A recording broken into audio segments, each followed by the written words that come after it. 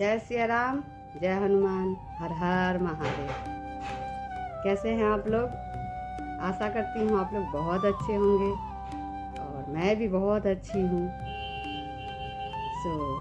आज का वीडियो है कि आपको या मुझे या किसी को भी हमेशा लर्निंग मोड पे होना चाहिए। आज का हमारा टॉपिक है, आज का जो माई थॉट माई एक्सपीरियंस में जो मेरा टॉपिक है, ये आपका टॉपिक मैं बताना चाहूँगी कि हमेशा हमें लर्निंग मोड पे होना चाहिए। आज ये थॉट मुझे आया और मैं आज यही शेयर करना चाहती हूँ आप लोगों से। तो आशा करती हूँ कि मेरा लाइफ इस थॉट से या इस पे मैंने कार्य किया है, मेरा लाइफ चेंज हुआ है, तो आपका भी चेंज हो। इस आशा और उम्मीद के साथ मैं इस वीडियो को शुरू कर रही हूँ और बाबा की कृपा से ये जो मैं बोलने जा रही हूँ, माँ भगवती की कृपा से और उमा शंकर की कृपा से मैं बोलने जा रही हूँ। मैं ये बताऊंगी और इस पे मैंने कार्य भी किया है, तो इसलिए मैं शेयर कर रही हूँ। आपने देखा होगा और मेरे लाइफ में भी मैंने देखा है, तभी मैं बता रही हूँ कि बहुत लोगों से आपको कुछ ना कुछ लर्निंग मिलता है, या तो पॉजिटिव सेंस में या नेगेटिव सेंस में। समटाइम्स आपने देखा होगा कि किसी के पिता हों, फादर हैं, उनसे कुछ उनको लर्निंग मिलता है, लेकिन वो पॉजिटिव भी हो सकता है, वो नेगेटिव हो सकता है। मतलब हमारे दुनिया में जैसे हम सोचते हैं, फिजिकल वर्ल्ड में सोचते हैं कि इन्होंने मेरे को दुख दिया या इनके वजह से दुख हुआ, तो ये हमारे पिता की तरफ से भी हो सकता है, हमारे पति की तरफ से भी हो सकता है, हमारे पुत्र की तरफ से भी होता है, हमारे पड़ोसी की तरफ से, हमारे फैमिली मेम्बर्स की तरफ से हो सकता है, ठीक है, किसी भी आपके रिलेटिव की तरफ से हो सकता है। पर हम जनरली क्या सोचते हैं, जनरली इंसान क्या सोचता है कि इन्होंने मुझे दुख दिया। हम हमेशा ब्लेम कर देते हैं कि इन्होंने मेरे दुख दिया।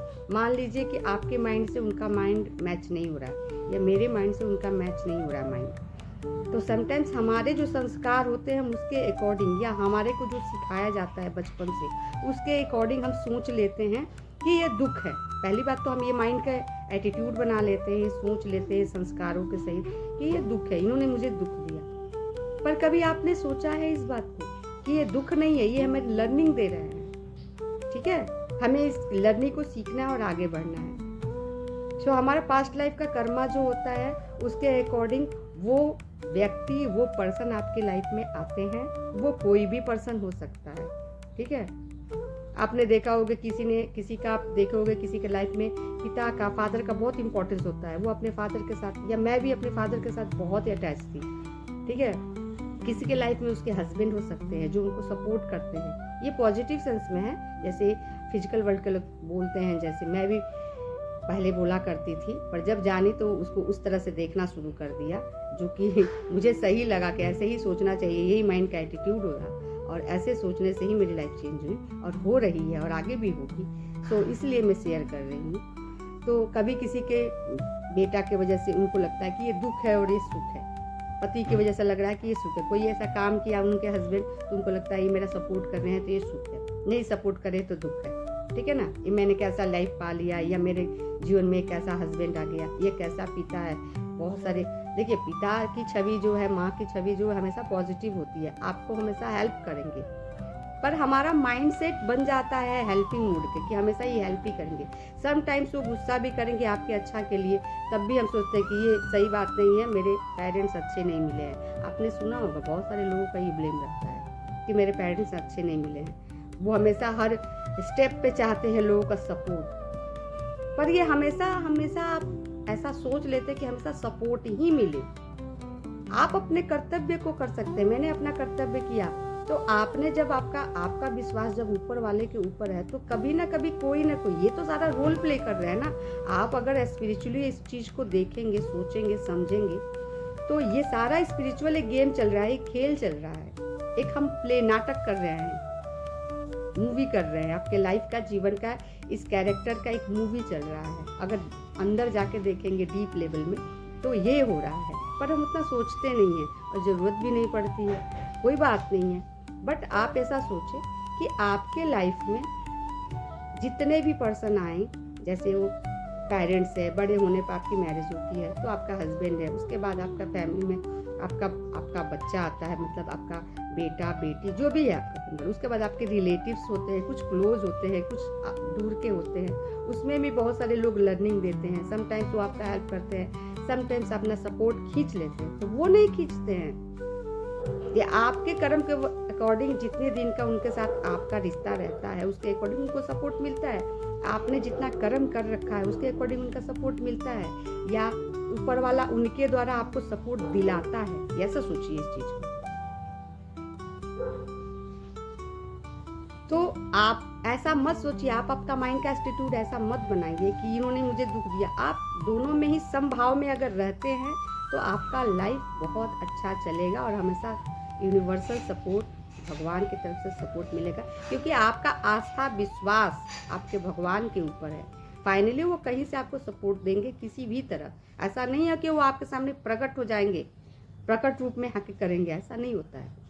आपको मानना पड़ेगा क्योंकि हर कड़ में भगवान है। तो आपका भगवान के ऊपर, आपके इष्ट देवता के ऊपर, आप जिस देवी देवता को पूजते हैं, पूजा करते हैं, उनके ऊपर अगर आपका अथाह विश्वास है, अथाह मतलब हर पग पे आपने उनको एक्सपीरियंस किया कि हाँ कोई ऐसी शक्ति है, कोई ऐसी शक्ति है जो आपको हमेशा सपोर्ट कर रही है, करती है। तो वो क्यों करती है, वो किसी रूप में क्यों करती है? क्योंकि आपने कुछ अच्छे कर्म किए हैं, आपके उनके साथ कुछ अच्छा चीज़ पाने का है। तो आप रिसेसिव मोड पे रहेंगे, मतलब आप रिसीव करेंगे, उस मोड में रहेंगे, लेने के मोड में रहेंगे कि मुझे क्या मिल रहा है। और वैसे भी आप देखें तो आप हमेशा कुछ ना कुछ इस यूनिवर्स से सीखते हैं, या लोगों से, या किसी भी चीज़ से आप सीखते हैं। लर्निंग मोड पे ही रहते हैं, कॉन्शियसली अनकॉन्शियसली, ठीक है ना। क्योंकि देखिए, आप अपने आंखों से देख रहे हैं तो ऑब्जर्व भी तो कर रहे हैं, आप सुन रहे हैं, कुछ चीज़ों का ऑब्जर्व करते हैं, अच्छा या बुरा। ये आपके ऊपर, आपके माइंडसेट के ऊपर है, आपके संस्कार के ऊपर है, आप ले क्या रहे हैं इस ब्रह्मांड से। क्योंकि हम सब फाइनली ब्रह्मांड के अंदर है ना, बाहर तो नहीं है। चाहे कोई पर्सन है, चाहे कोई भी है, चाहे पेड़ पौधा है, चाहे कोई भी इस जगत का जो भी चराचर जीव है, जो भी जीव है, हर जीव से हम कुछ ना सीख रहे हैं ना, अच्छा और बुरा। क्योंकि हम हर सेंस ऑर्गन तो हमारा ओपन रखे हैं। कॉन्शियसली सीख रहे हैं या अनकॉन्शियसली सीख रहे हैं, सीख तो रहे ही हैं।